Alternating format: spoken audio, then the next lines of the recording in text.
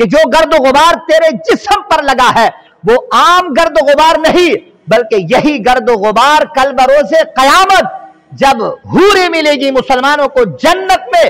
آج ہم شادی کرتے ہیں، عورت کو مہر میں پیسے دیتے ہیں، مال و دولت دیتے ہیں، وہاں مال و دولت نہیں چلے گی، وہاں جس کو بھی حور ملے گی جنتی حور، تو وہاں حق مہر پیسے نہیں، دراہم نہیں، جس نے مسجد کی صفائی کی ہوگی وہی مسجد کی گرد و غبار اس حور کے لیے حق مہر بن جائے گا۔ آج بھی پیارے مصطفیٰ صلی اللہ علیہ وآلہ وسلم نے ارشاد فرمایا، اس لیے میں تجھے اپنے سینے سے لگانے کے لیے آ رہا ہوں کہ تیرے جسم پر مسجد کی گرد و غبار پڑی ہے۔ تو حضور صلی اللہ علیہ وسلم نے کیا فرمایا؟ حدیث سمجھو، عمل کرنا نہ کرنا وہ تو نصیب کی بات ہے، توفیق کی بات ہے، کسی کو توفیق نصیب ہوگی یا نہیں ہوگی، لیکن بندہ مسئلہ غور سے سنے اور سمجھے، عمل کرنا یا نہ کرنا وہ آپ کی مرضی ہے، اور حق کا پیغام پہنچانا یہ بندہ ناچیز کی مرضی۔ نبی پاک صلی اللہ علیہ وسلم نے کیا فرمایا؟ فرمایا من اخرج من المسجد کفءا من التراب، فرمایا جس نے مسجد کی صفائی کے خاطر مٹھی بھر مٹی نکالی تو ثواب کتنا ہوگا؟ کان ثوابہ فی المیزان کجبل احد، اللہ جبل احد کے برابر کل بروز قیامت اسے ثواب عطا فرمائے۔ یہ صرف مٹی کا مسجد کی صفائی۔ اور حضور سید عالم صلی اللہ علیہ وآلہ وسلم نے دیکھیے قرآن کی تعمیر کی بات اللہ نے اپنی لاریب کتاب میں بیان فرمائی ہے، اور قرآن کی تعمیر کی بات نبی پاک صلی اللہ علیہ وسلم نے اپنے فرامین میں بیان فرمائی۔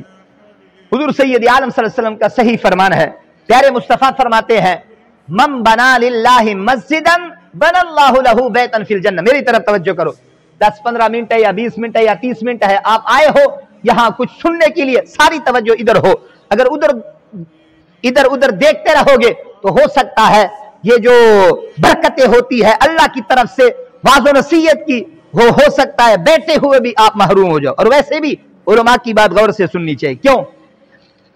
حضور سید عالم صلی اللہ علیہ وسلم کے دور حاضر میں ایک شخص فوت ہوا، حضور صلی اللہ علیہ وسلم جنازہ پڑھانے کے لیے تشریف لے کر گئے۔ جب وہاں پہنچے تو دیکھا اس فوت شدہ شخص کی جو کفن ہے وہ حرکت کر رہا ہے۔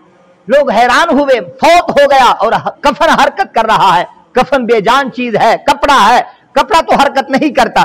جب لوگوں نے غور سے دیکھا تو کیا نظر آیا انہیں لوگوں کو کہ اس آدمی کے گردن کے ساتھ ایک سانپ لپٹا ہوا ہے، صرف لپٹا ہوا نہیں، اس کے گوشت کو کھا رہا ہے اور اس کے خون کو چوس رہا ہے، پی رہا ہے۔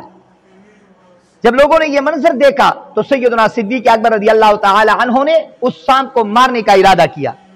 اب سانپ نے اللہ کی وحدانیت، پیارے مصطفیٰ کی رسالت کی گواہی دی، اور وہ سانپ عربی زبان میں کہنے لگا لا الہ الا اللہ محمد الرسول اللہ۔